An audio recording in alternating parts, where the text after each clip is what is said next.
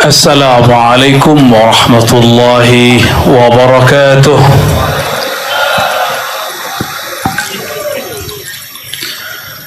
الحمد لله وسبحان الله الذي أسرى بعبده ليلة، والحمد لله وسبحان الله الذي عرج بعبده إلى السماء العلى. أشهد أن لا إله إلا الله وأشهد أن محمدا عبده ورسوله. اللهم صل وسلم وبارك على سيدنا محمد وعلى آله وأصحابه ولبيته وذريته أجمعين.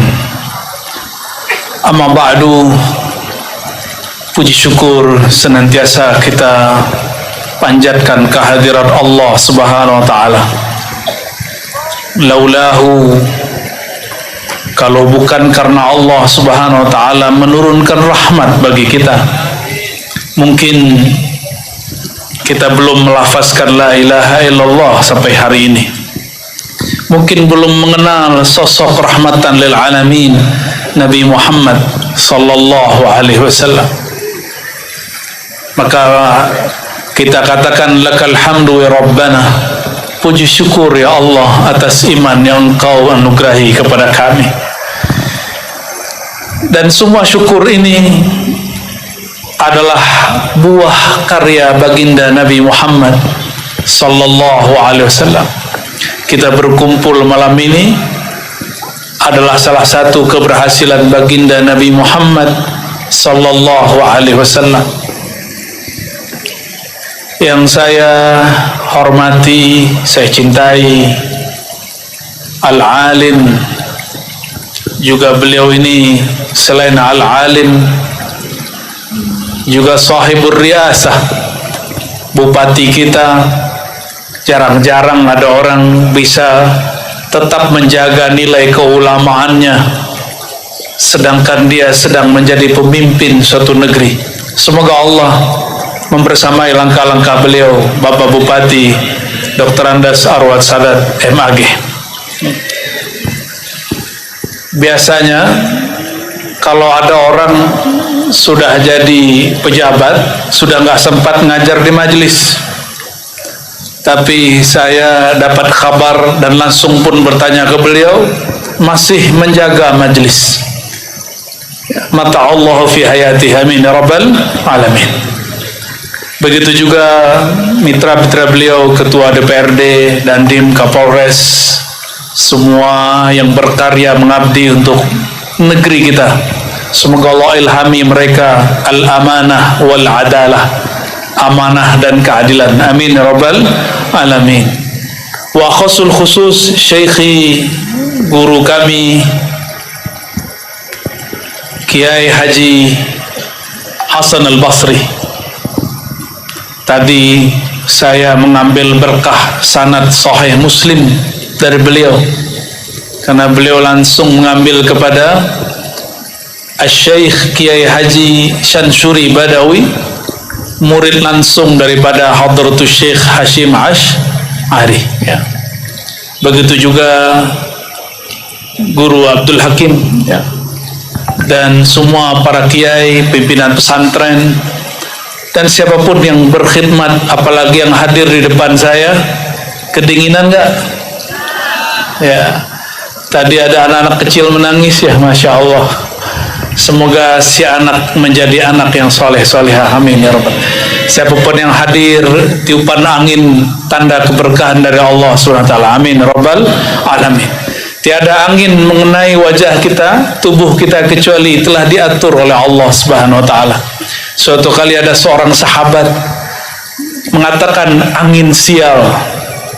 Lalu Nabi SAW menegurnya dan mengatakan, la tasubbur rih fa innahu ma'murah, fa innaha ma'murah. Di riwayat lain, fa innaha min nafasir rahman. Jangan kamu sial-sialkan kutuk angin yang berhembus. Jadi sebenarnya masuk angin ini kalau maksudnya mengutuk angin nggak boleh, ya.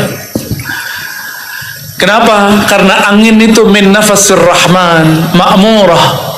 Dia hembusan Allah yang maha kasih dan merupakan tanda kasih sayang Allah subhanahu wa ta'ala. Ini musim hujan, ya, tapi semoga nggak hujan, amin. Kalau hujan kabur nggak? Amin. Waktu saya di salah satu tempat di Kalimantan, emang kita suruh kabur, kalau mundur, ya. Tapi ceramahnya kita kencengin, ya, suaranya kita kencengin. Baik jamaah pecinta Allah, pecinta Rasulullah SAW, kita hadir malam ini tiada lain tiada bukan karena cinta kepada Allah, betul nggak? Cinta kepada kekasih Allah Nabi Muhammad sallallahu alaihi wasallam. Maka berkumpul karena cinta kepada baginda itu adalah ibadah. Menceritakan tentang baginda Nabi Muhammad sallallahu alaihi wasallam adalah ibadah juga. Dan malam ini kita akan mengisahkan kisah-kisah beliau. Mau diceritakan nggak? Karena setiap tahun ada yang ceramah maulid dan ceramah Isra Mi'raj langsung ke hikmah, kisahnya tidak ada. Itu kurang dianjurkan. Karena perintahnya dalam Al-Quran, wa khususil qasasa, hendaklah engkau sampaikan kisah, cerita yang sebenarnya, karena di dalam kisah itu dapat ibrah. Kita langsung mulai saja dari beberapa kumpulan riwayat Imam Bukhari, Muslim, Abu Daud, Tirmizi, Nasai, Ibnu Majah, Imam Ahmad dan imam-imam yang lain. Disebutkan bahwa baginda Nabi Muhammad SAW 3 tahun sebelum hijrah beliau mendapatkan musibah luar biasa. Istri tercintanya, yang mana semua anaknya dari sang istri, yaitu Sayyidatuna Khadijatul Kubra. Jika ada di antara yang hadir ini Habibah, Syarifah, maka yang saya ceritakan adalah neneknya mereka, Sayyidatuna Khadijatul Kubra. Sayyidatuna Khadijah wafat 3 tahun sebelum beliau hijrah. Sayyidatuna Khadijah adalah orang yang pertama yang mendukung dakwah Nabi Muhammad SAW. Hartanya, waktunya, modalnya, semuanya habis untuk baginda Nabi Muhammad SAW. Tidak ada istri manapun di dunia saat ini yang punya pengorbanan seperti Sayyidatuna Khadijah. Meskipun ibu-ibu nggak bisa menjadi Sayyidah Khadijah, minimal ambil semangatnya mendukung suami untuk agama, itu disebut warisan rohani Sayyidah Khadijah. Ini ibu-ibu kalau bapak ngaji dimarahin nggak pulang kalau telat? Beneran. Kalau bapak-bapak ini pulang jam 12, jam 2 pulang pengajian, boleh nggak? Beneran. Kalau bapak-bapak ini ngeluarin hartanya untuk berjuang, berdakwah, membantu masyayikh, membantu orang-orang berdakwah, ibu-ibu ini enggak, wajahnya langsung ini enggak, bang, kalau orang Banjar boleh pakai ulun, pikirkan ulun bang, makan anak kita gimana bang? Nah ini namanya enggak mendukung. Yang paling penting bapak-bapak ini, selain khidmat untuk dakwah, khidmat kepada ibunya dan saudara-saudaranya. Istri nggak boleh larang. Itu namanya warisan rohani Sayyidah Khadijatul Kubra. Gimana ibu-ibu? Kalau abang-abang di depan nih bantu ibunya, bantu saudaranya, ini nggak sebel nggak? Jangan sebel ya. Itu bagian daripada mengikuti warisan Sayyidah Khadijah. Tidak lama setelah itu meninggal juga Sayyiduna Abu Talib. Ulama kita berbeda pendapat mengenai apakah beliau ini meninggal dalam keadaan iman atau kafir. Ya. Sampai hari ini tidak ada kata sepakat. Mereka sepakat untuk tidak sepakat. Itu adalah ayahanda Sayyidina Ali bin Abi Thalib. Abu Thalib meninggal kakek Rasulullah SAW, Abdul Muttalib. Maka yang menanggung dan menjaga, mendidik Sayyidina Muhammad SAW adalah Abu Thalib. Abu Thalib lah yang pertama kali tahu bahwa Sayyidina Muhammad adalah Nabiullah, Rasulullah Sallallahu Alaihi Wasallam. Suatu kali ketika Sayyidina Muhammad muda, masih anak-anak, diajak untuk belajar berdagang, berniaga ke tanah Syam. Sampai di tengah jalan, ternyata diundang oleh seorang pendeta yang kita sudah tahu namanya. Siapa namanya? Bukhairah. Siapa namanya? Bukhairah ini, beliau seorang Nasrani yang muwahhidin. Nasrani yang hanya menyembah Allah, tidak menyembah Nabi Isa. Beliau hanya menyembah siapa? Menyembah Allah. Di dalam Injil yang dia punya, saya tidak tahu Injil hari ini. Jadi kalau ada perbedaan, itu tidak urusan saya. Tapi disebutkan dalam kitab-kitab turas kita, Bukhairah mendapatkan tanda-tanda Nabi akhir zaman. Maka dia berdoa, ya Allah yang Maha Esa, izinkan aku bertemu dengan Nabi akhir zaman. Maka sang pendeta pun menyiapkan. Jadi dia punya gereja, kanisahnya di tepi jalan. Setiap ada kafilah dari Mekah lewat mau ke Syam, dia pasti lihat. Setiap hari dia lihat ada kafilah yang lewat di musim-musim tertentu. Bertahun-tahun, mulai dari wajahnya masih segar, rambutnya belum beruban, badannya masih kuat. Bukhairah memperhatikan siapa kafilah itu, karena disebutkan di situ bahwa sang calon nabi berasal dari negeri yang baik, penuh berkah, banyak pohon kurmanya. Jadi dia sudah mulai tahu. Maka dia punya gereja antara Madinah dan negeri Syam. Sudah bertahun-tahun, kulit pun sudah mulai menua, rambut sudah mulai beruban.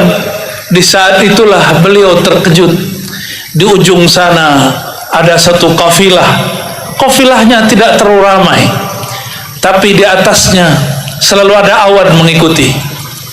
Ternyata Bukhairah membaca dalam kitab yang dia punya, Nabi akhir zaman selalu diikuti oleh awan, sehingga dia tidak punya bayang-bayang.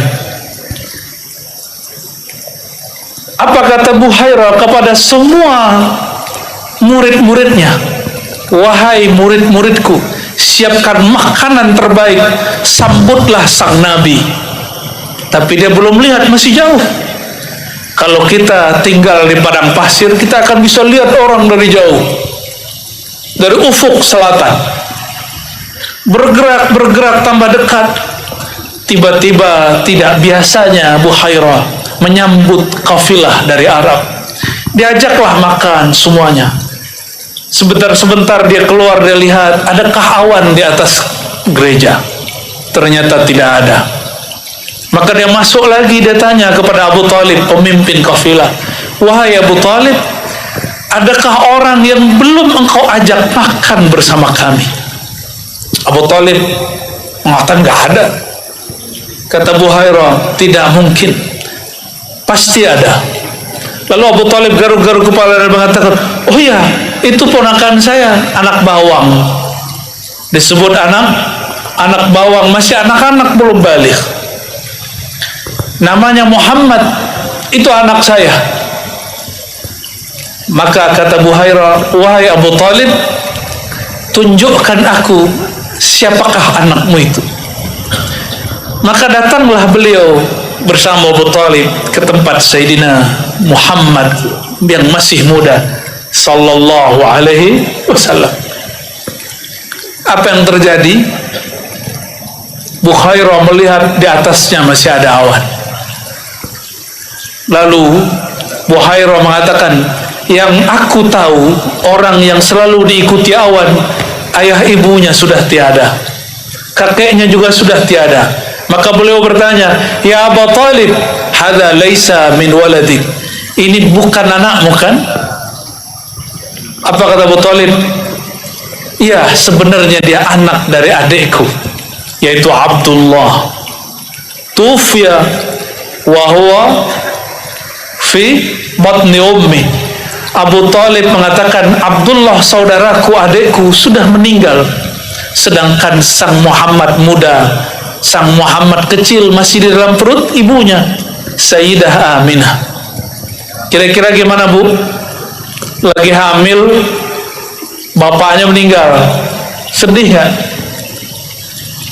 Ya, kalau dibayang-bayangin gimana? Nangis gak?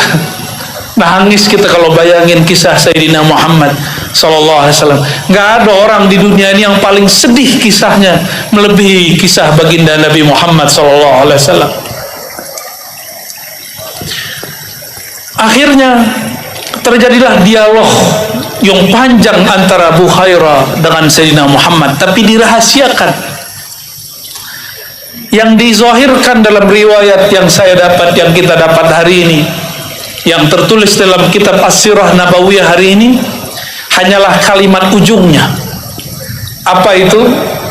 Kata Buhairah, hai Abu Talib, ini bukan orang biasa. Hadza sayyidul anbiya wal mursalin, ini penghulunya para nabi dan rasul. Berarti Abu Talib sudah tahu bahwa anak muda ini siapa? Seorang nabi. Dan beliau mengangguk. Lalu Buhairah mengatakan, wahai Abu Talib, aku khawatir jika engkau bawa dia ke negeri ahli kitab, sayaqtulunahu, mereka akan bunuh Muhammad muda, karena mereka tahu ciri-ciri sang Muhammad, Nabi akhir zaman. Lalu gimana? Pulangkan dia segera. Maka dipanggillah salah satu keluarga dari Abu Talib untuk menemani baginda Nabi Muhammad muda Sallallahu Alaihi Wasallam dipulangkan ke Mekah. Berarti Abu Talib sudah kenal siapa Nabi Yuna Muhammad Sallallahu Alaihi Wasallam, sudah kenal. Namun ada sedikit penghalang. Dalam Sahih Bukhari disebutkan bahwa Abu Talib saat sakaratul maut didatangi oleh Sayyidina Muhammad Sallallahu Alaihi Wasallam yang sudah menjadi nabi yang dikenal oleh orang-orang, kenabiannya sudah dibuka. Apa kata beliau? Ya ammi, qul la ilaha illallah. Wahai pamanku, bacalah la ilaha illallah sehingga menjadi hujjah antara aku dan Rabbku. Dia baru mau menjawab, lisannya mau bergerak, tiba-tiba dipotong oleh Abu Sufyan, dipotong oleh yang lain-lain. Akhirnya beliau tidak sempat berkalam lalu meninggal nazar. Wallahu a'lam bagaimana wafatnya Abu Talib. Apakah dia wafat dalam iman atau dia wafat dalam keadaan syak? Wallahu a'lam bis-shawab. Kita berdoa semoga sebelum wafat ada yang membimbing baca la ilaha illallah Muhammad Rasulullah. Tapi kalau saya pribadi meyakini Abu Talib seorang mukmin, walakin lam yuzhir bi imani, tapi belum menzahirkan imannya. Ya, semoga pendapat ini benar. Kalaupun salah, tidak masalah. Ya.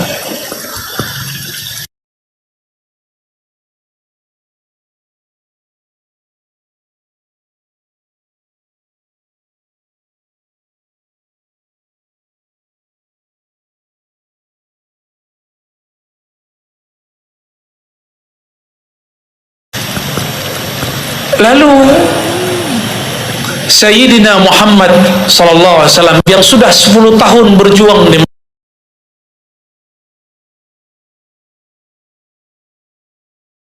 Mekah, diam-diam berdakwah. Beliau tidur-tiduran di salah satu rumah bibinya yang masih bagian dari Masjidil Haram. Ya, dinding-dindingnya bagian dari Al-Masjidil Haram. Di saat antara tidur dan jaga, disebutkan di riwayat Anas bin Malik dan riwayat-riwayat yang lain bahwa Sayyidina Muhammad SAW, begitu juga Abu Hurairah, didatangi malaikat Jibril dan Mikail, dibelah dadanya, dibuka. Yang belah manusia atau malaikat?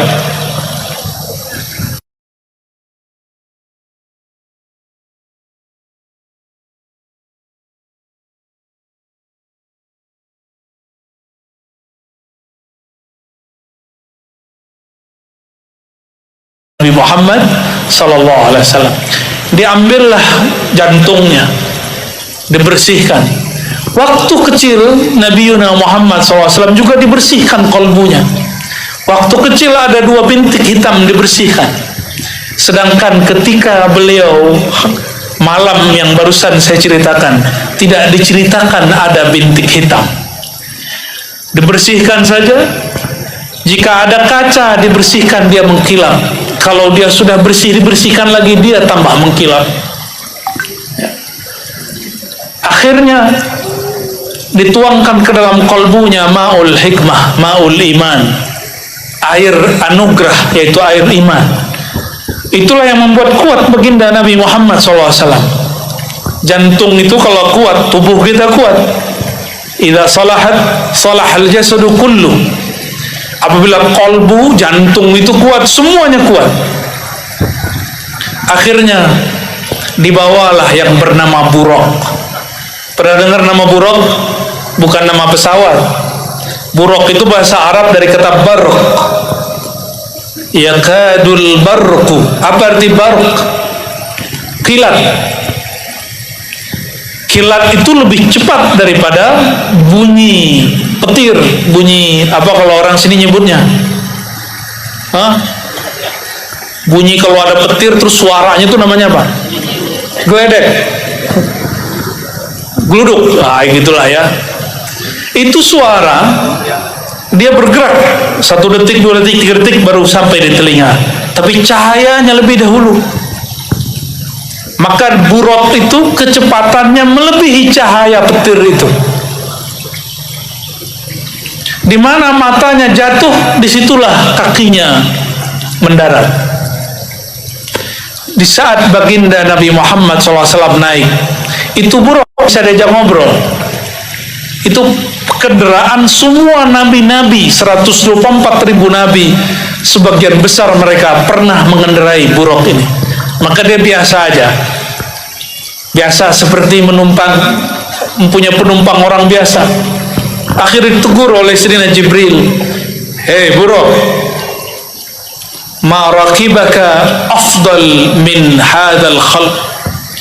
Tidak ada sepanjang engkau bertugas. Jadi Buraq ini punya tugas, ada time flightnya dia, jam terbangnya ada dia.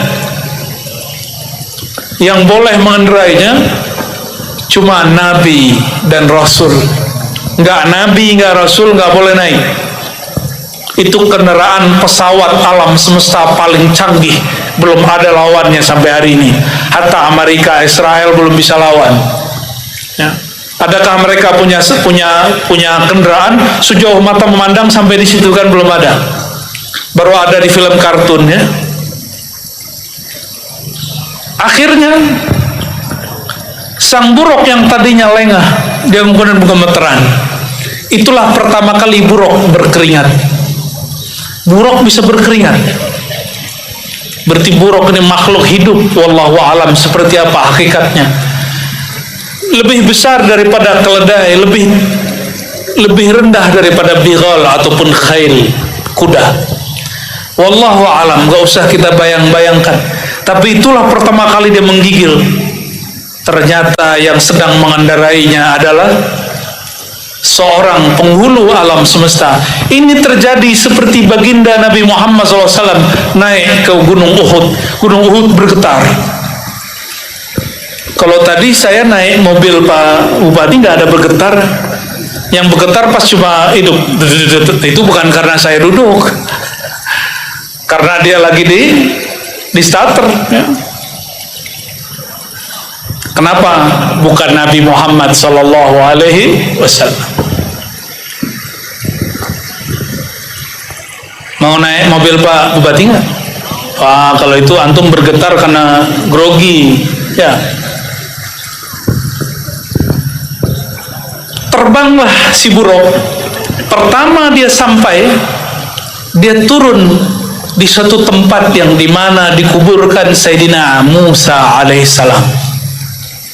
Nabi Musa ini nabinya Bani siapa? Bani Israel. Apa kata Sayyidina Muhammad SAW? Famarartu biqabri Musa faiza huwa qaimun yusalli fi qabri.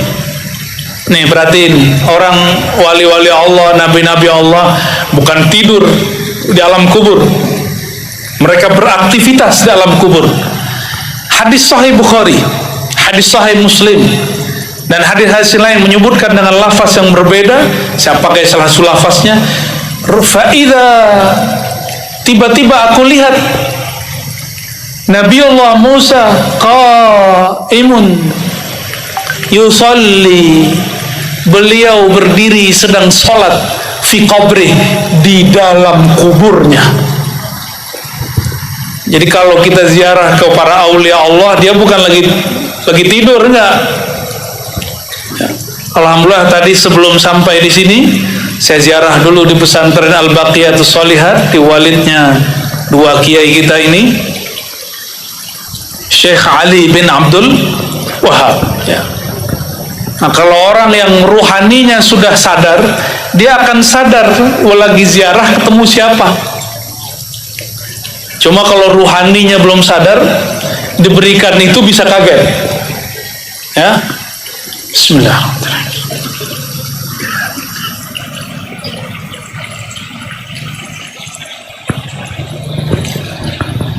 Kira-kira saya mau tanya Bapak Ibu, jamaah yang makan Allah, setelah wafat, setelah meninggal, sholat cari apa? Cari pahala. Itu sholat apa itu? Nabi sudah dijamin oleh Allah, kok masih sholat di dalam kubur? Maka sholat itu ada dua jenis. Pertama namanya sholat taklif. Coba dihafalin, sholat apa namanya? Taklif. Kallafa yukallifu taklifan. Sholat taklif, tugas, beban, kewajiban. Sholat 5 waktu itu disebut taklif. Makanya sebagian dari kita masih merasa sholat subuh itu beban. Benar ya? Capek-capek siang hari sholat 4 rakaat zuhur, capek-capek udah mau pulang kerja sholat 4 rakaat, masih ada rasa malas walaupun sedikit terbersit, karena disebut taklif. Apa arti taklif? Tugas dan beban. Apa artinya? Tugas dan beban. Kalau tugas beban, betul rasa dibebani. Makanya ulama kita mengatakan, diriwayatkan dari Sayyidina Umar, mutu qabla an tamutu. Ini bukan hadis Nabi, kalam Sayyidina Umar. Matikan dirimu sebelum mati. Sayyidina Musa masih sholat di alam kuburnya, padahal dia sudah wafat secara fisik. Lalu sholat apa itu? Itulah sholat setelah mati. Kalau sholat setelah wafat disebut dengan sholat ta'rif. Apa arti sholat ta'rif? Sholat ingin mendapatkan ma'rifat kepada Allah Subhanahu wa ta'ala. Kalau kita sholat kan masih karena pengen ini, pengen itu. Ada yang baru pulang umroh, nyampe depan Ka'bah minta rezeki, ya boleh sih, cuma eman-eman. Kalau nyampe depan Ka'bah, itu tempat dulu Nabi Ibrahim, Nabi Ismail sampai Nabi Muhammad SAW dulu tawaf. Seharusnya minta kedekatan kepada Allah Subhanahu wa ta'ala. Orang kalau sudah dekat kepada Allah yang maha berrezeki, terbersit sedikit rezeki datang. Cuma karena kita ini masih jauh dari Allah, sama Allah itu suka pakai transaksi. Ya Allah, saya sedekah sekian, balas dong 10. Ya Allah, saya sholawat sekian, nanti beliin dong mobil. Masih begitu. Nggak ada yang sholawatnya tulus kecuali sedikit. Jadi kita sama Allah ini masih hitung-hitungan, sedangkan Allah memberi kita tidak pernah hitung-hitungan. Ada yang pernah kena COVID kemarin pakai oksigen, tabung oksigen. 1 tabung itu berapa harganya? Mahal sekali ketika orang semuanya kena. Hampir semua kena, cuma 1-2 nggak kena. Itu banyak orang yang sudah menghembuskan nafas terakhir karena tidak ada tabung oksigen. Mahal. Sekarang malam ini, sadar tidak sadar kita sedang menghirup oksigen itu dengan gratis. Dan Allah tidak pernah minta dibayar. Allah nggak pernah minta bayaran, tapi kita kalau beramal selalu minta dibayar. Makanya belum dekat-dekat kepada Allah, karena hubungan dengan Allah hubungan transaksi. Coba kalau sama temen hitung-hitungan, mau dekat nggak sama dia? 5.000 aja dihitung, mau dekat nggak sama dia? Sulit dekat sama orang begitu. Tapi kata orang Jawa, orang Padang begitu, orang kampung saya katanya. Benar Pak Bupati? Nah, enggak lah ya, itu cuma image aja. Sama kata orang Batak itu keras. Enggak, saya ketemu orang Batak lembut-lembut ada. Orang Jawa itu apa? Kalau Jawa pembunuh berdarah dingin. Oh, enggak juga. Ketemu juga tuh Jawa-Jawa yang kalau ngomong depan keras, ada juga ya. Nah, itu cuma image aja yang dibuat masyarakat. Nggak enak. Temenan sama orang hitung-hitungan tuh nggak enak. Allah itu nggak suka dengan hamba yang hitung-hitungan sama dia. Maka kalau zikir nggak usah kemudian ngarep-ngarepin sesuatu, udah zikir aja, ya. Mencari perhatian Allah Subhanahu wa Ta'ala.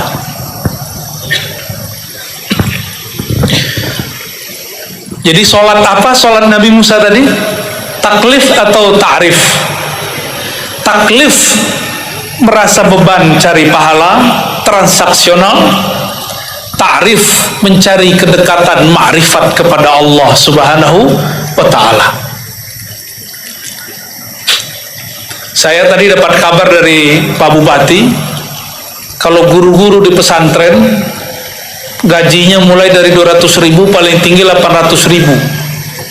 Saya garuk-garuk kepala karena 10 tahun lalu saya ngajar di pesantren, gaji saya sudah 2,5 sampai 3 juta. Pesantren mahasiswa. Tadi kita dengar kaget, hanya 200.000, Masya Allah. Tapi karena guru-guru itu ngajar tidak karena si duit 200 dan 800, ada orang bergaji 5 juta, 10 juta belum umroh. Si tuan guru sudah umroh semua, bener ya? Hampir semua sudah umroh. Gimana? Masuk akal gak? Orang gaji 200 umroh gimana? Ternyata rezeki itu bukan hanyalah gaji. Rezeki itu yang Allah beri. Yang Allah beri nggak ada pintunya.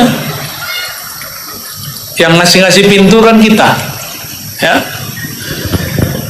Jadi mulai malam ini kita belajar kepada Sayyidina Musa, sholatlah untuk mendekat, mencari perhatian Allah, bukan lagi bertransaksi mencari pahala saja, tapi lebih tinggi daripada itu. Lalu Sayyidina Muhammad SAW mengatakan, kata beliau sedang bercerita kepada para sahabat, seandainya aku sekarang di daerah itu, aku akan tunjukkan di mana kuburan Nabi Musa itu. Alhamdulillah kami pernah ke Israel, ke Palestina, dan ke masjid dan kuburan Nabi Musa. Cuma saya nggak yakin itu kuburannya. Mungkin itu nampak tilasnya atau apapun, wallahu a'lam bishawab. Setelah itu Sayyidina Muhammad SAW sampai di depan Al-Masjid Al-Aqsa. Ya, semoga nanti di antara kita ada yang diizinkan juga ke sana. Amin Rabbal Alamin. Cuma rumit sekali. Indonesia dan Israel tidak punya kerjasama. Jadi kita ke sana mau ke Palestina, bayar visanya ke Israel. Maka Bapak Ibu, mohon maaf, kalau kita kumpulkan uang di sini kirim barang ke Palestina, itu tertahan di Israel. Jadi kalau mengumpulkan dana untuk membantu kawan-kawan saudara kita di Palestina, saran saya lewat pemerintah, aman, masuk. Insya Allah. Sampai di Al-Masjid Al-Aqsa. Al-Masjid Al-Aqsa, Aqsa artinya jauh, masjid yang jauh dari Mekah, itu artinya Aqsa. Sampai di Aqsa, Sayyidina Muhammad SAW memarkir itu buruk, yurbituhu kama rabitahul anbiya. Nabi SAW mengikatkannya di tempat di mana dulu para nabi mengikat talinya. Ketika masuk ke dalam masjid, ternyata sudah ada 124.000 arwah para anbiya dan mursalin, para nabi dan para rasul. Itu para nabi yang termasuk Nabi Musa tadi, itu ada di sana. Secepat kilat, karena ruh itu tidak punya tubuh begini lagi, kecepatannya melebihi kecepatan cahaya. Jadi ruh itu lebih cepat daripada cahaya. Akhirnya Sayyidina Muhammad SAW diperintahkan untuk jadi imam. Coba bayangin Bapak Ibu, Nabi Muhammad SAW jadi imam, makmumnya sudah wafat, makmunnya sudah meninggal. Itu gimana tuh? Percaya nggak? Nabi Muhammad SAW jadi imam, makmumnya siapa? Orang yang sudah wafat. Itu dihidupkan sejenak. Para anbiya, nabi-nabi semua dari dulu sampai sebelum beliau, 124.000, termasuk Nabi Isa, Nabi Musa, Nabi Nuh, Nabi Ibrahim, Nabi Adam, turun. Semuanya mereka ikut sholat menjadi makmum baginda Muhammad sallallahu alaihi wasallam. Disitulah sah semua nabi menjadi umat Nabi Muhammad sallallahu alaihi wasallam. Ternyata hampir semua nabi berdoa, ya Allah jadikan aku umat akhir zaman, umat Nabi Muhammad sallallahu alaihi wasallam. Dulu pernah minta doa begitu nggak? Waktu masih di perut ibu, ada yang ingat nggak? Waktu masih di alam ruh, ada yang ingat? Saya juga nggak ingat. Sama-sama nggak ingat kita. Itulah alasan Allah kirim para rasul sallallahu alaihi wasallam. Kenapa rasul-rasul dikirim? Supaya kita ingat dengan itu. Tapi ingatnya bukan dengan ini, karena otak kita tidak mampu mengingat kecuali yang pernah kita lalui di dunia.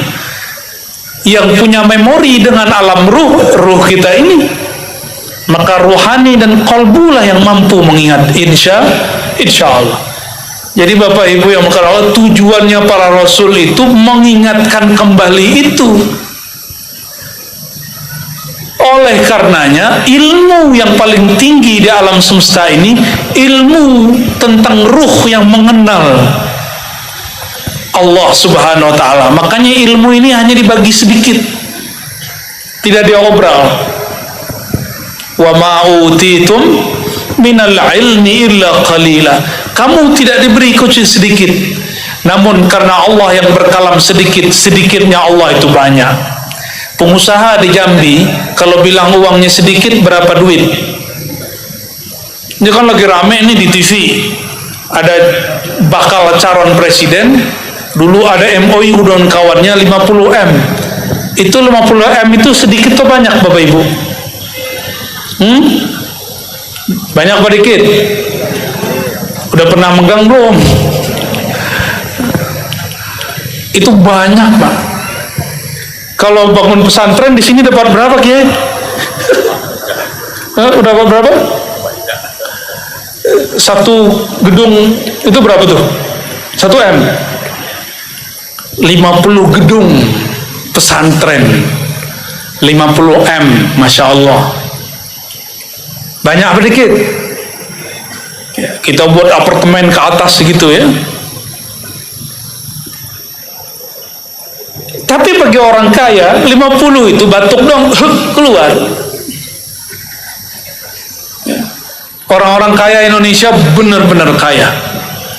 Saya nggak usah sebutlah kekayaan mereka berapa ya. 50 M itu sedikit bagi mereka. Biaya berpolitik di Indonesia lebih daripada 50 M. Bagi mereka sedikit batuk doang. Itu baru orang kaya Indonesia. Zat yang maha kaya di alam semesta, kalau bilang dikit, banyak apa dikit? Banyak. Maka ketika Allah mengatakan aku tidak beri kalian ilmu ini kecuali sedikit, itu banyak sekali. Berjilid-jilid kitab tentang itu dan belum selesai sampai kiamat. Itu puncak ilmu. Para arwah anbiya, nabi-nabi dan rasul semuanya jadi makmum. Itulah pernyataan sahnya mereka sebagai umat baginda Nabi Muhammad sallallahu alaihi wasallam. Jika para nabi ngejar jadi umat Nabi Muhammad sallallahu alaihi wasallam, kenapa kita tidak berbangga jadi umat Nabi Muhammad sallallahu alaihi wasallam? Akhirnya beliau sholat, mimpin sholat 2 rakaat. Mimpin sholat 2 rakaat. Inilah sejarah barangkali mungkin bukan pertama tapi terbesar di alam semesta. Orang hidup diikuti oleh yang sudah wafat. Maka muncullah kaidah di situ. Jangankan orang hidup mengambil manfaat dari yang sudah wafat, yang wafat pun boleh dapat manfaat dari yang hidup. Jadi jangan heran ke sebagian aulia-aulia Allah itu kalau lagi ngajar, Allah izinkan sebagian aulia yang sudah wafat hadir.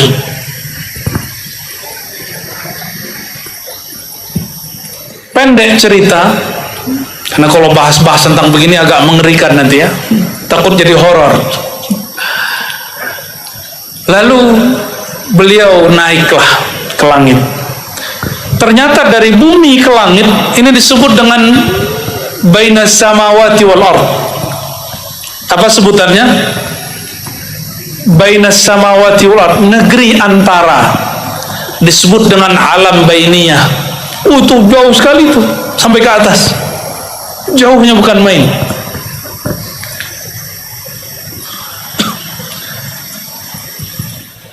Dalam beberapa risalah-risalah disebutkan di alam antara langit dan bumi itu ada beberapa jin-jin bersayap yang dulu terusir dari bumi, mereka tinggal di antara itu. Kalau mereka jin kafir, itu biasanya satin orang-orang yang sedang tirakatan, riadohan tapi nggak berguru, nggak kuat akidahnya. Nah, itulah yang pernah datang kepada Syekh Abdul Qadir Jilani, thariqat yang dianut oleh Syekh Ali. Datang kepada Syekh Abdul Qadir Jilani, cahaya yang berlipat-lipat, lalu mengatakan, ya Abdul Qadir Jilani, anta abdi wa ana rabbuk. Wahai Abdul Qadir, akulah Tuhanmu, engkau hambaku. Mirip-mirip seperti dialog Nabi Musa. Ana rabbuka, kan ada tuh dialog begitu. Ternyata setelah itu sang cahaya berkalam, mulai detik ini aku halalkan semua yang haram bagimu. Langsung Syekh Abdul Qadir Jilani sadar, hei yang menyamar jadi Tuhan, hei iblis laknatullah, pergilah engkau. Sebelum si cahaya palsu pergi, dia tanya, Abdul Qadir, dari mana engkau tahu aku ini iblis? Apa jawaban Syekh Abdul Qadir? Aku tahu engkau iblis karena engkau berkalam di akhir. Semenjak saat ini, setelah engkau menjadi wali Allah, syariat diangkat darimu tidaklah berlaku. Semua yang haram halal bagimu. Saat itulah aku tahu engkau adalah iblis. Nah, hati-hati. Orang belajar hakikat biasanya sampai kepada godaan ini. Ini hati-hati Bapak Ibu. Siapapun mengajarkan ilmu hakikat lalu mengatakan tidak usah sholat lagi, Allah sudah ada di dalam diri, ya, itu iblis itu. Ya, tidak usah lagi begini, tidak usah lagi, syariat sudah nggak berlaku. Kenapa? Sayalah sang Muhammad, di dalam diri saya ada Rasul Muhammad. Kan ada juga yang ngaji begitu. Ya, ini bahaya. Itu iblis yang masuk. Guru hakikatnya bukan Syekh Abdul Qadir Jilani, tapi siapa? Al-Iblisi, Al-Azazili. Wah, itu nama tarekatnya tuh. Keren ya nama tarekatnya. Apa nama tarekatnya? Tarekat Azaziliyah. Itu nama asli daripada iblis. Nauzubillah min dzalik. Dan dia sampai sekarang tidak berhenti bekerja. Iblis itu panjang umurnya, Bapak Ibu? Panjang, bener? Saya mau tanya, kalau ada nabi yang dipanjangkan umurnya, percaya nggak? Siapa nabi yang dipanjangkan umurnya oleh Allah? Nabi Khidir, percaya nggak? Ya, dulu Imam Ibnu Athaillah berjidal dengan orang semasanya, berdebat. Apa kata orang di masanya? Masa Nabi Khidir hidup, udah mati kali ya. Likulli ummatin ajal, setiap umat ada ajalnya. Apa jawaban Imam Ibnu Athaillah pengarang hikam? Wahai Tuan Syekh, menurut kamu iblis itu kekal atau tidak? Apa jawabannya? Iya. Apakah sulit bagi Allah mengekalkan seorang nabi dibandingkan mengekalkan seorang iblis? Langsung dia menilawannya. Gimana kira-kira? Lebih mudah mana bagi Allah mengekalkan seorang Nabi Khidir atau mengekalkan seorang iblis bernama Azazil? Mana yang lebih mudah bagi Allah? Nabi Khidir. Maka ijma' ulama ahli zikir, ahli rohani, ahli tasawuf bahwa Nabiullah Khidir dari kalangan Ahlussunnah nih ya, beliau hayyan baina azhurina, beliau masih hidup di antara kita. Wallahu a'lam bis-shawab ya.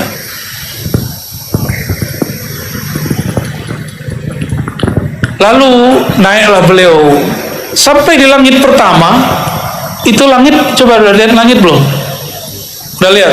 Ada pintunya nggak? Nggak lihat ya? Saya juga nggak lihat. Tapi kalau dikasih lihat bisa. Dulu ada seorang filosof di zaman pra Yunani namanya Pythagoras yang menjadi teori kalau kita lagi mencari jumlah luas daripada segitiga sama sisi ya. Pythagoras ini ternyata murid dari Sayyidina Sulaiman alaihissalam. Ada ditulis dalam kitab Syahrastani, kitab Al-Milal wan Nihal, atau terhubunglah minimal dengan Sayyidina Sulaiman. Pythagoras itu nggak makan hewan, nggak makan kacang. Hampir setiap hari puasa. Beliau kalau lagi zikir bisa dengar bulan zikir. Kalau ada komet lewat dia dengar subhanallah, itu komet baca subhanallah dia tahu. Mars zikirnya apa, itu beda dengan bulan. Venus zikirnya apa dia dengar. Mungkin juga dia seorang nabi, wallahu a'lam ya. Kita nggak tahu apakah beliau nabi atau tidak, yang pasti beliau seorang filosof. Nah, ketika Sayyidina Muhammad SAW naik, itu beliau tidak hanya mendengar, lebih daripada mendengar, beliau lihat pintunya. Ternyata di langit itu ada pintunya. Jadi kalau ada orang merasa naik ke langit tapi nggak lewat pintu ini, kita curiga mungkin itu langit-langitan. Kata penjaga langit khazinus sama, man anta, yang ditanya Sayyidina Jibril. Nabi Muhammad penumpang nggak ditanya. Jadi penumpang nggak ditanya karena pejabatnya Nabi Muhammad SAW. Yang ditanya Sayyidina Jibril. Sayyidina Jibril belum dicipta apa-apa, baru dicipta langit dan bumi. Itu Sayyidina Jibril udah sering turun di langit bumi, sudah sering lewat pintu itu. Udah berapa ribu tahun lamanya dia bolak-balik, masih ditanya. Makanya Bapak Ibu ini kalau ada yang pejabat orang kaya ditanya sama security, ditanya sama orang-orang di meja tempat terima tamu, jangan ketus ya. Ingat kisah Sayyidina Jibril, beliau biasa aja, mana anta? Kalau udah sering, apa kata beliau? Ana Jibril, saya Jibril. Itu belakangmu siapa? Oh, belakang saya Muhammad. Muhammadnya mana? Muhammad banyak. Oh, ternyata di langit tahu bahwa Muhammad tuh banyak. Ini yang hadir ini nggak tahu nih berapa banyak orang Muhammad namanya nih. Panggilannya lucu-lucu, ada Mamat, ya, iya benar, Ahmad ya. Sama di Turki itu Muhammad dipanggil Mehmet. Mehmet itu bukan penghinaan, tuh bahasa mereka, lahjat mereka. Apa kata Sayyidina Jibril? Itu Muhammad waqad bu'itsa ilaih. Itu Muhammad yang dapat tugas kerasulan, kenabian. Akhirnya dibuka pintu langit. Pas dibuka pintu langit, ketemulah manusia modern pertama di alam semesta, Sayyidina Adam alaihis salam. Berarti sebelum Nabi Adam sudah ada manusia. Nah, di kampungnya Pak Bupati Banjar, termasuknya kampung Kiai Abdul Hakim, Kiai Hasan Basri, di mana Kiai di Barabai? Ya, di Barabai, di Banjar itu ada tambang batu bara, bener, masih ada. Batu baranya berumur lebih daripada 10 juta tahun yang lalu. Itu batu bara tercipta dari apa? Fosil apa? Pohon, hewan. Ini kan kalau hewan bisa jadi minyak. Itu pohon. Pohon yang ada berjuta-juta tahun yang lalu, itulah jadi batu bara. Di Jambi nggak ada, Pak Bupati, nggak ada ya. Berarti tanahnya Jambi ini tanah muda ini ya. Tanahnya Kalimantan itu tanah tua. Apa maksud saya menyampaikan ini? Nabi Adam itu belum sampai 7.000 tahun, dari beliau sampai sekarang belum sampai 7.000 tahun. Sebelum itu kira-kira siapa? Nah, itulah disebut makhluk pra-Adam. Apa sebutannya? Kalau dalam kitab buku sejarah disebut manusia pra-sejarah. Itu istilah aja. Kita menyebutnya manusia pra-Adam. Kita ini manusia anak Nabi Adam. Ada yang bukan keturunan Nabi Adam, ini bukan? Ya. Mukanya mungkin aneh banget ya. Sayyidina Adam ditemui, disambutlah Nabi Muhammad SAW di langit. Kata perawi hadis ini, baginda Nabi Muhammad SAW lihat Nabi Adam melihat ke kanan senyum, lihat ke kiri nangis. Ditanya oleh baginda Nabi Muhammad SAW, wahai ayahanda, kenapa engkau menangis dan engkau tertawa? Apa gerangan? Apa jawaban beliau? Jika aku melihat ke kanan, aku melihat umatku sedang taat. Jika aku melihat ke kiri, aku melihat umatku sedang maksiat. Maka aku menangis, sedangkan kanan aku senyum. Saudara-saudariku, maka Allah mau bikin orang tua kita nangis? Sedih? Kita punya ayah nih, ibu, mau bikin mereka nangis? Jangan. Maka jangan buat maksiat dengan sengaja. Ya, jika sudah berlalu kita bertobat kepada Allah SWT. Nggak ada kita yang terlepas dari maksiat, termasuk al-fakir, tidak ada. Ya, mulai dari mata, telinga, semuanya ada maksiat. Kita minta ampun kepada Allah Subhanahu wa Ta'ala. Lalu beliau naik ke langit kedua. Pendek cerita, setelah ditanya-tanya, jadi ada imigrasi langit loh ya, nggak sembarangan orang naik-naik ke langit. Oh ya, Guru Abdul Hakim ada cerita barusan ke negeri jiran masuk office. Ya, itu baru di dunia loh,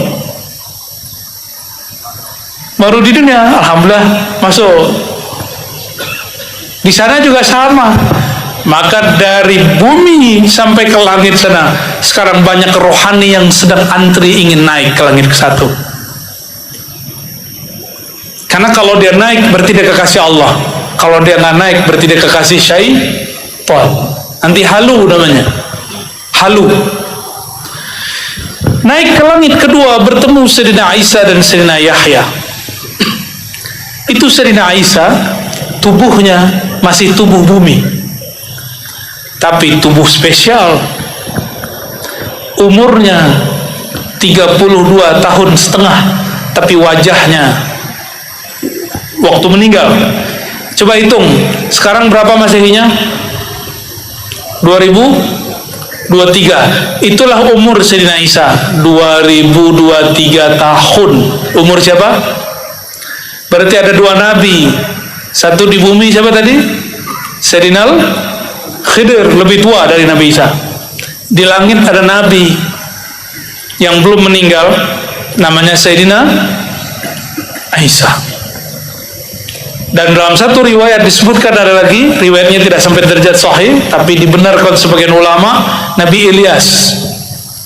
Beliau sering berada di Hijr Ismail yang baru pulang, yang mau berangkat ke sana, jika dapat kesempatan sholat di situ, baca salam kepada Nabi Muhammad SAW, Nabi Ibrahim, Nabi Ismail, lalu Nabi siapa? Nabi Ilyas. Insya Allah ketemu.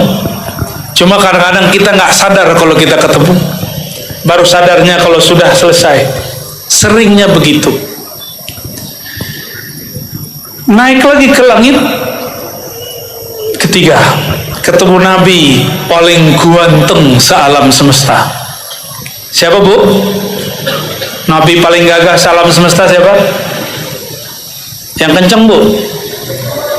Beneran? Pengen lihat Nabi Yusuf nggak? Nih ibu-ibu nih kalau ke Nabi Yusuf mungkin lupa napas. Kalau bapak-bapak mati cemburu. Nabiullah Yusuf. Jadi alam semesta itu disebut Al-Jamal Al-Muhammadi, keindahan nur Nabi Muhammad SAW. Semua keindahan itu ada pada Nabi Muhammad SAW. Separohnya dibagi, nurnya dikasih kepada Sayyidina Yusuf alaihissalam. Maka beliau berkalam, Jamal Yusuf nisfu jamali. Itu Nabi Yusuf gagahnya, gantengnya, cakep wajahnya itu separuh gagah wajahku sallallahu alaihi wasallam. Makanya ada syair Rasulullah SAW dipanggil dengan apa? Ya Jamalu. Itu nama baginda Rasulullah SAW. Ada Bang Jamal nggak sini? Ayo Bang Jamal, mana Bang Jamal? Ah, nggak ada. Kalau ya saya kasih serban nih. Ya.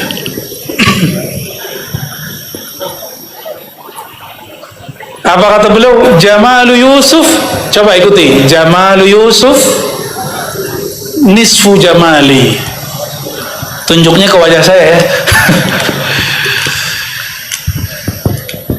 Gagahnya Nabi Yusuf, tampannya Nabi Yusuf itu baru separuh tampannya baginda Nabi Muhammad sallallahu alaihi wasallam. Beberapa masyayikh saya menjelaskan keindahan alam semesta itu keindahan nur Nabi Muhammad SAW. 50% untuk Nabi Muhammad SAW, 25% untuk Sayyidina Yusuf, 25%-nya lagi dibagi dari alam awal tercipta sampai akhir dunia. Maka bunga-bunga yang kita lihat bagus, muka-muka ibu-ibu yang cantik-cantik, bapak-bapak yang tampan-tampan, ya bagus di tamplan, ya. Itu wajah-wajah, bahkan pesona. Tadi ada bulan sebentar ya, pesona purnama tadi. Semuanya adalah percikan dari 25% yang dibagi dari awal alam dicipta sampai hari kiamat. Coba diulangi, 50% untuk Nabi Muhammad SAW, Muhammad bin Abdullah, semuanya Nur Muhammad, Nur Muhammad, Muhammad bin Abdullah, begitu turunnya. Separuhnya lagi dibagi dua, 50% yang lagi dibagi dua, 25% untuk alam semesta, untuk bukit-bukit, untuk gunung-gunung, untuk hutan-hutan, hewan-hewan yang lucu-lucu 25%-nya ada di wajah Sayyidina Yusuf alaihissalam. Makanya ketika ibu-ibu arisan zaman dulu sudah ada, ngumpul-ngumpul mereka ketika Sayyidina Yusuf yang sangat tampan lewat, mereka tidak terasa sudah melukai tangannya. Itu baru melihat Jamalu Yusuf. Gimana kalau kita melihat Jamalu Sayyidina Muhammad sallallahu alaihi wasallam. Makanya para sahabat seperti Sayyidina Abu Bakar dan Umar, Utsman, Ali memberikan semua yang dia punya untuk Nabi Muhammad sallallahu alaihi wasallam. Kenapa? Karena beliau tahu siapa sang Nabi Muhammad sallallahu alaihi wasallam. Bahkan ada sahabat yang sekedar menjadi tameng di perang Uhud ketika tombak melayang kepada Nabi Muhammad SAW, beliau jadi tameng, tembus itu tombak dari depan dadanya sampai ke punggungnya, siap untuk gugur membela Nabi Muhammad SAW. Nggak terasa sakit. Kenapa? Hanya mandang Nabi Yusuf tidak terasa sakit. Bagaimana mandang Sayyidina Muhammad SAW. Maka orang-orang yang hatinya terasa menderita, hatinya terasa sedih, perbanyak-banyaklah merindui baginda Nabi Muhammad SAW. Maka Allah akan hibur sempurnakan jiwa kita. Hilang, nanti hilang itu sengsara, hilang tuh nestapa, hilang tuh gundah gulana. Tuh yang jomblo-jomblo, ini depan saya kayaknya ada jomblo beberapa nih ya, wajahnya kelihatan ya. Udah berapa langit? Waduh, udah 10:30 nih. Kita kebut ya. Lanjut. Langit ketiga lewat, terus ke langit keempat. Luasnya bukan main. Ternyata di langit keempat, di situ juga ada malaikat, juga ada para nabi, khususnya Nabiullah yang disebut the father of science, Idris alaihissalam. Nabi siapa? Nabi Idris ini juga unik. Itu tubuh bumi dia, tapi dia sudah pernah meninggal di bumi. Ini enaknya para nabi. Ini enaknya siapa? Para nabi. Nabi itu ngomong, Nabi Idris, Mas Bril, nah ngomong dia ke Sayyidina Jibril, kalau aku mau ngerasain mati boleh nggak? Oh jangan. Enggak, coba-coba aja, ntar kalau udah sakit, udah tahu rasanya meninggal, aku hidup. Akhirnya Sayyidina Jibril negosiasi kepada Allah, diizinkanlah malaikat maut. Masalah meninggal ini bisa negosiasi. Kalau kekasih Allah, kalau nggak kekasih Allah nggak bisa. Akhirnya diundanglah malaikat maut. Ketemu aja merinding. Tatapan mata, nafasnya kayak hilang. Dicabutlah dari ujung rambut, pelannya bukan main, tapi sakitnya juga bukan main, sampailah kemudian dia mati. Tapi perjanjiannya apa tadi? Ruhnya dibalikin. Nah, jadi ternyata bisa. Ruh kalau udah keluar boleh dimasukin lagi. Itu yang terjadi, yang kita sebut mati suri. Mati apa? Mati suri itu ruhnya udah keluar, hidup lagi. Bapak Ibu, ada hadis, al-ulama warathatul anbiya. Ulama itu pewaris para nabi. Oke?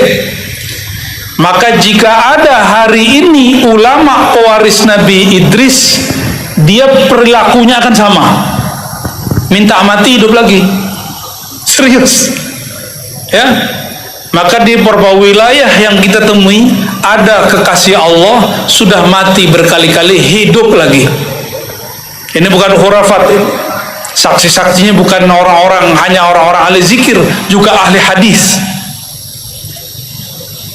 Meninggal, hidup lagi. Gimana, percaya nggak? Ulama pewaris para nabi. Nabi ada berapa?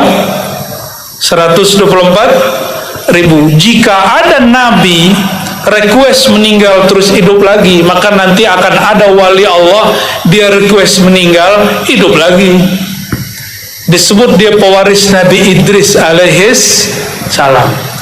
Kayaknya orang Kuala Tungkal belum ketemu nih ya. Belum. Tanjung Jabung Barat belum ada. Tidak tahu bukan berarti tidak ada. Dia ada mungkin di antara kita. Wallahu a'lam bishawab.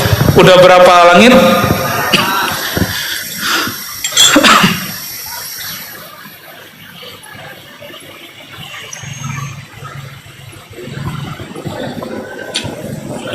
Langit kelima, ayo tebak, Nabi siapa?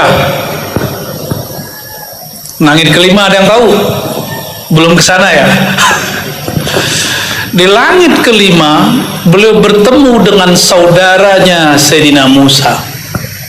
Namanya Sayyidina Harun. Siapa namanya? Sayyidina Harun ini ahli dakwah. Lisan dia lebih fasih dari Sayyidina Musa. Sayyidina Musa lidahnya sedikit agak terganggu karena ada asbab.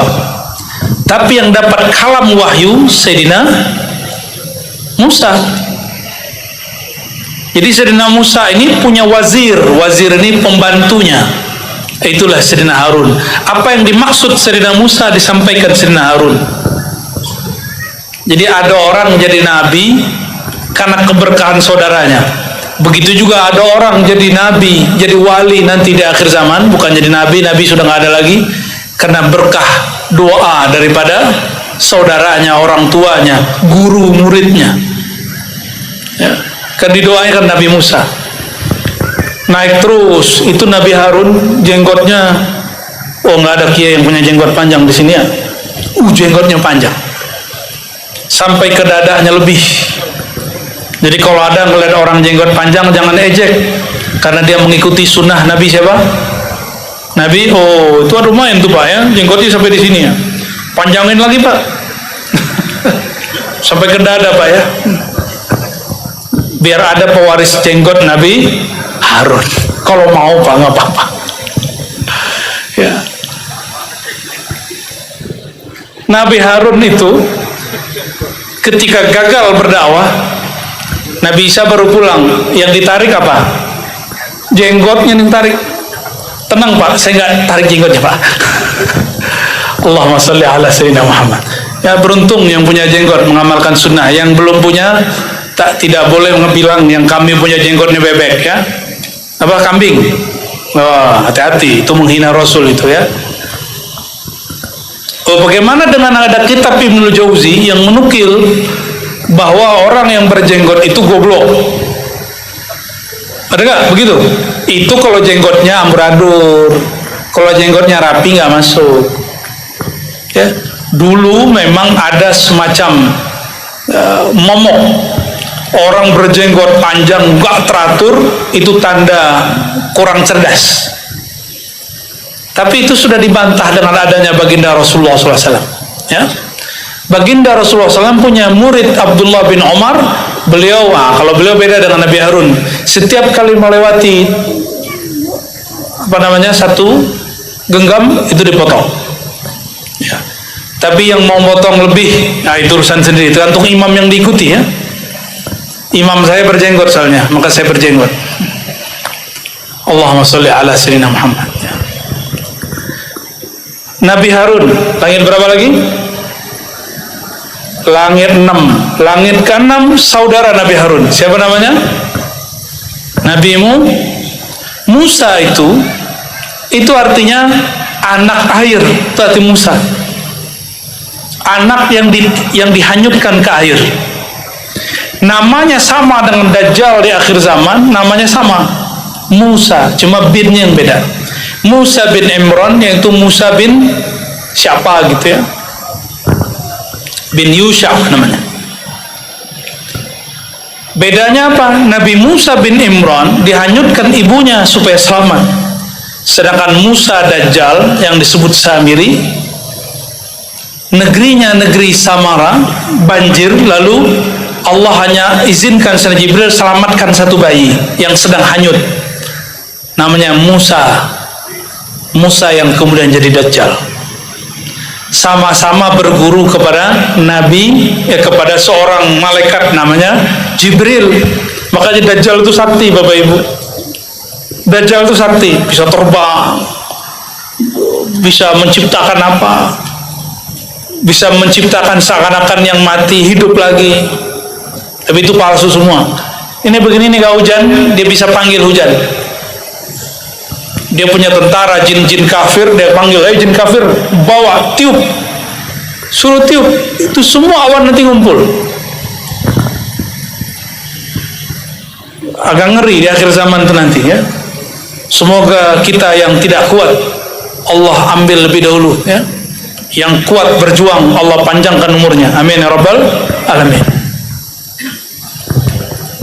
Lalu naik ke langit berapa?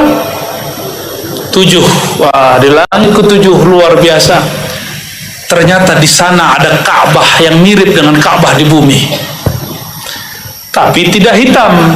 Ka'bahnya bercahaya putih. Di tiang-tiang Ka'bahnya Sayyidina Ibrahim sedang selonjoran kakinya lagi selonjoran nyandar santai-santai. Juga ada jenggotnya. Masuklah Sayyidina Muhammad ke sana. Beliau lihat setiap harinya langit, ini harinya langit, ada 70.000 malaikat masuk dan tidak keluar lagi sampai kiamat. Berarti ini luas. Nama Al-Baitnya jika di Mekah disebut Al-Baitul Haram, maka di sana disebut dengan Al-Baitul Ma'mur, yang mana Allah bersumpah dalam surat At-Tur. Apa namanya? Al-Baitul Ma'mur. Ma'mur itu artinya ramai. Rumah Allah yang ramai. Itu mereka tawaf. Maka siapa saja yang bertawaf di bumi ikhlas dapat pahala malaikat yang tawaf di langit. Apa yang mereka baca sedang tawaf? Yang mereka baca kali tawaf, subhanallah, alhamdulillah, wa la ilaha illallah, wallahu akbar. Itu yang dibaca lagi tawaf. Jadi kalau kita tawaf, baca zikir banyak-banyak. Jangan selfie. Sedang syahdu nih di depan Al-Masjidil Haram, sedang khusyuk akhi, sedang di depan Ka'bah, terus tangannya begini sedikit gitu ya. Jangan, itu namanya sum'ah. Apa arti sum'ah? Man samma'a samma'ahullah. Siapa yang suka pamer, Allah akan pamerkan aibnya. Hati-hati ya. Nabi Muhammad SAW nggak pernah tuh ya selfie di depan Ka'bah, tuh nggak ada. Bid'ah itu Pak. Tapi kalau mau ke Ka'bah boleh, tapi jangan begini. Masukkan cinta Ka'bah itu karena dia dimuliakan Allah. Masukkan ke dalam hati cinta kepada Allahnya. Karena kita tidak menyembah batu bata yang ditumpuk-tumpuk itu. Kita menghormatinya karena Allah mentakzimnya. Itu perkataan Sayyidina Umar. Sayyidina Ibrahim kemudian ngobrol dengan Sayyidina Muhammad SAW. Nabi Muhammad SAW masih hidup. Nabi Ibrahim secara fisik sudah wafat. Mereka berkalam-kalam. Apa artinya? Orang yang hidup boleh, dan secara ilmu akidah disebut mungkin sekali bisa berdialog dengan sudah wafat. Ini dalilnya. Hadis Sahih Bukhari, Muslim, Abu Daud, Tirmizi. Hadis sahih. Apa dialognya? Nah ini coba lihat. Orang sudah wafat kirim salam kepada yang sudah hidup. Kata Sayyidina Ibrahim, wahai cucuku, wahai Nabi Saleh, Nabi yang saleh, sampaikan baligh salami li ummatik. Iqra, bacakan salam kepada umatmu dariku. Ini umat Nabi Muhammad bukan? Sallallahu alaihi wasallam. Benar. Semua yang hadir malam ini dapat salam dari kakek para nabi, yaitu Nabi Ibrahim. Gimana? Mau jawab nggak? Makanya dijawab lewat salawat Ibrahimiyah. Apa kata Nabi Ibrahim alaihissalam? Ya Muhammad, sampaikan salamku kepada umatmu dan beritahu mereka surga itu tanahnya subur, tapi belum ada pohonnya. Maksudnya apa? Kapling-kapling mereka subur-subur, tapi di luar kapling mereka, ya, dan termasuk kapling mereka itu belum ditumbuhi kecuali yang sudah Allah ciptakan dari dahulu. Maka tanamilah kapling surgamu dengan memperbanyak subhanallah, alhamdulillah, la ilaha illallah, Allahu akbar. Maka Bapak Ibu ini kalau baca habis sholat subhanallah 33, alhamdulillah 33, Allah akbar, itu nanti kiamat jadi orang kaya, jadi orang tajir, lebih kaya dari orang paling kaya di Jambi. Cukup baca apa? Subhanallah 33, alhamdulillah 33, Allah akbar 3, tutup la ilaha illallah. Apalagi kalau baca Allahnya lebih banyak. Kalau di TKN itu 165 Kiai, 165. Ada yang 1000, ada yang 10.000, ada yang 70.000, ada yang 70.000 kali 7, macam-macam teknik melatih zikrullah. Jadi siapa yang orang-orang hari ini membid'ahkan zikir dengan menghitung, nanti coba kita taruhan nanti di akhir zaman, di hari kiamat. Taruhannya nanti di sono, ya, di sono nanti penghabisannya. Itu mereka yang tidak mau berzikir dengan menghitung itu bukanlah orang-orang tajir di akhirat. Tabungannya dikit. Dalam hadis yang sahih riwayat Muslim, Tirmizi, Abu Daud disebutkan, ya, subhanallah bihamdi gharsun fil jannah. Satu subhanallah bihamdi itu adalah satu pohon besar di surga.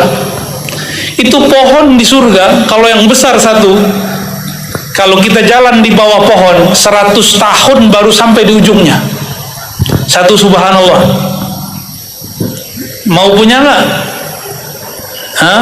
Mau punya? Maka jangan tinggalkan wasiat Nabi Ibrahim. Baca apa? Subhanallah, alhamdulillah, Allah Allah, setiap pagi sore 100. Mau ngamalin? Mau jadi orang kaya di akhirat?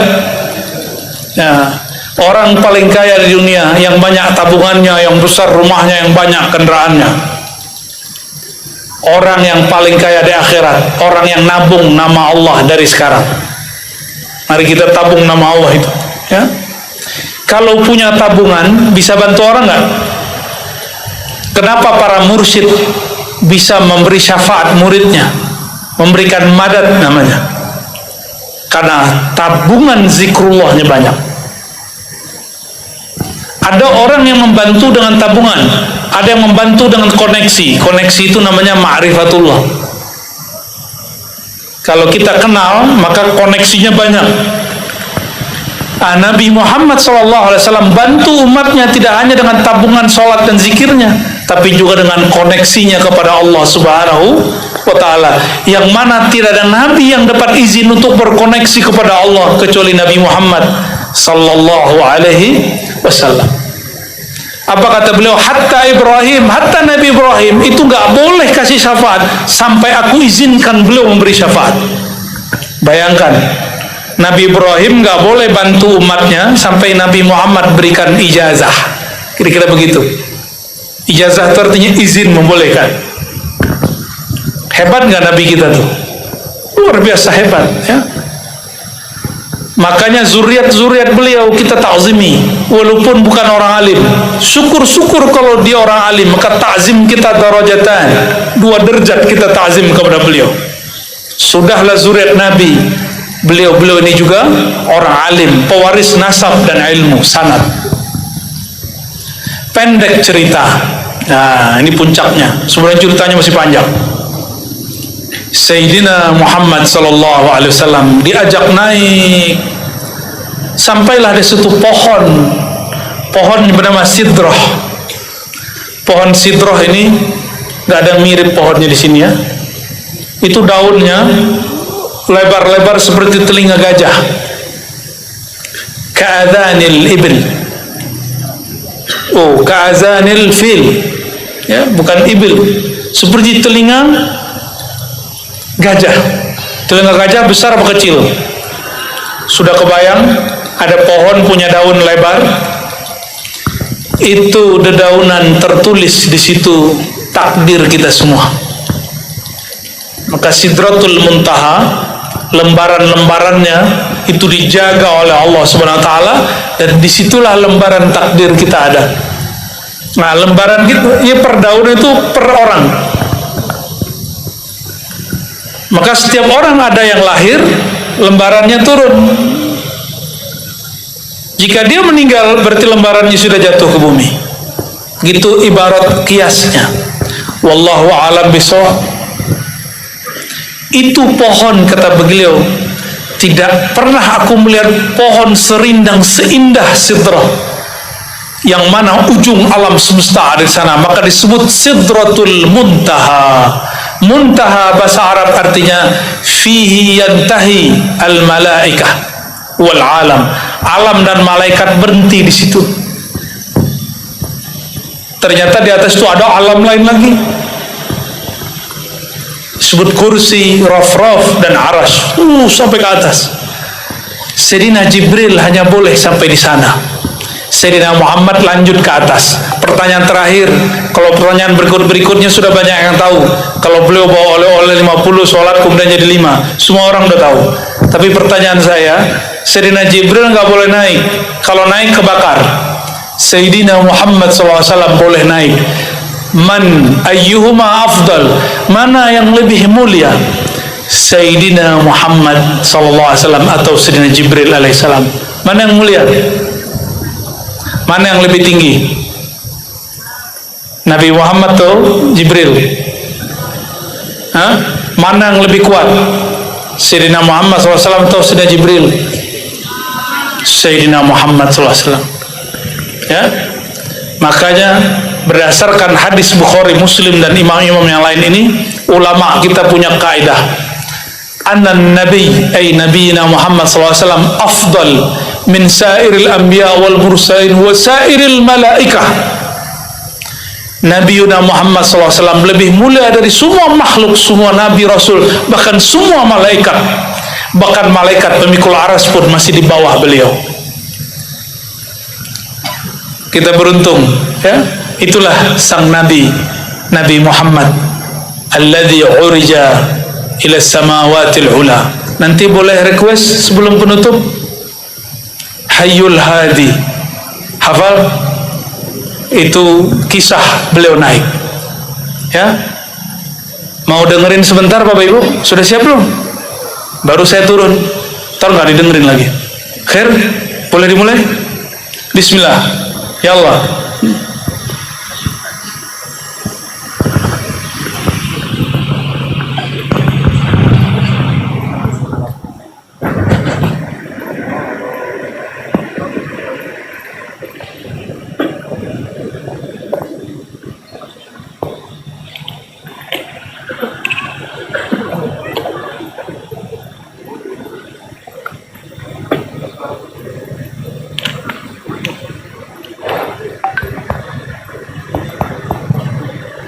Allahumma salli wa sallim wa barik alaihi wa ala alihi.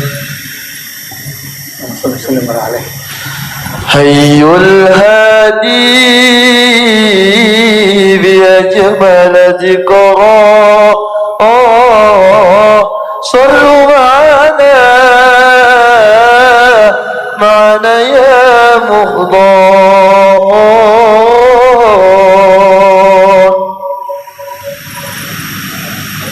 Hayyul Hadi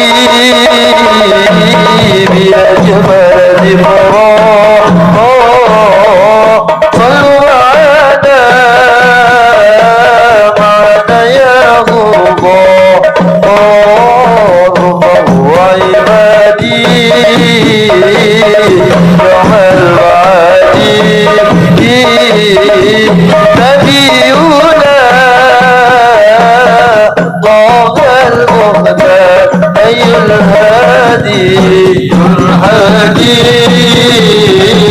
bi ajmal dhikra, sallu ala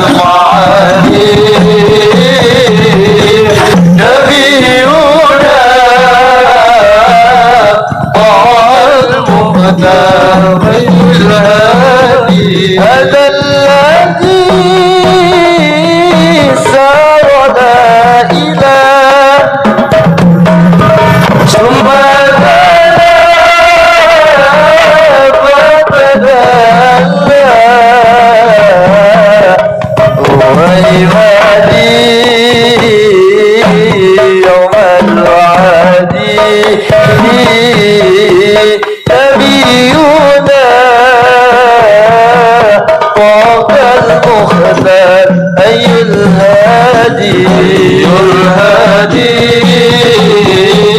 بأجمل ذكرى صلوا معنا يا مختار فهو عبادي يوم المعادي نبينا طه المختار على العرش ارتجى وكلمه المولى جليل وعبادي يوم المعادي نبينا طه المختار أي الهادي بأجمل ذكرى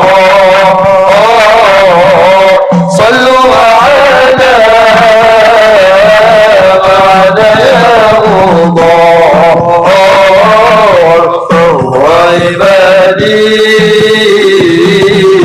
يوم المعادي نبينا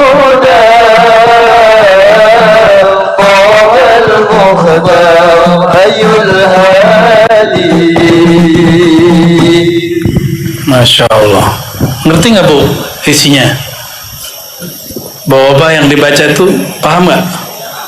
Ada yang paham ya? Kalau depan-depannya paham. Satu kalimat sebelum saya tutup. Alal arsi raqal jamil fakallamahu rabbunal jalil. Itulah hakikat Mi'raj. Alal arsi, naik ke puncak aras. Aras itu adalah makhluk Allah paling besar di alam semesta. Dicipta 4000 tahun setelah dicipta nur baginda Nabi Muhammad sallallahu alaihi wasallam. Semua ini bumi ini diliput oleh aras. Makhluk yang disebut azim. Sayyidina Muhammad sallallahu alaihi wasallam diizinkan sholat di puncak aras. Jika tadi Nabi Ibrahim puncak langit, sedangkan Nabi Muhammad SAW di puncak arsy. Itulah ibadah tertinggi sang baginda.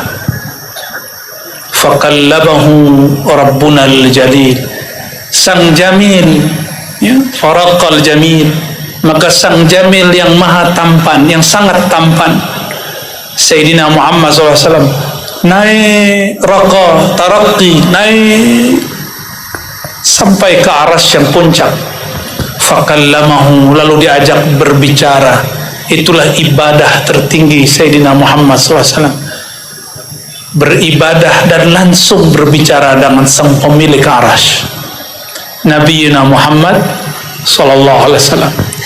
Nur Nabi Muhammad SAW dicipta 4000 tahun sebelum aras.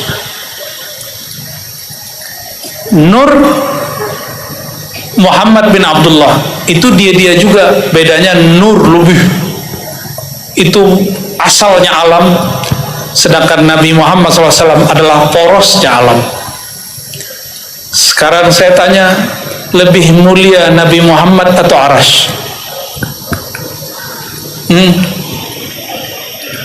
Nabi, kenapa? Nurnya lebih tua daripada aras. Itulah yang kemudian menjadi ilmu ma'rifatullah yang tersimpan di dalam qalbu Rasulullah SAW, yang nanti turunnya bertahap kepada pewaris-pewarisnya. Makanya ilmu itu berkembang. Jika ilmu pengetahuan yang zahir bertambah, maka ilmu ma'rifat batin pun berkembang dan bertambah. Semoga Allah Ta'ala menakdirkan kita menikmati ilmu-ilmu tersebut. Amin ya rabbal alamin. Barangkali itu yang dapat saya sampaikan. Kita kirimkan Fatihah untuk baginda Rasulullah Al-Jamil. Begitu juga kepada ulama-ulama yang berdakwah di negeri ini. yang berjuang untuk memperjuangkan negeri ini, dan semua masyaikh-masyaikh yang sudah berdahulu. Kita kirimkan untuk mereka surah Al-Fatihah. A'udzubillahi minasyaitonir rajim. Ya kenapa ya masih besar. Warahmatullahi wabarakatuh. Amin ya rabbal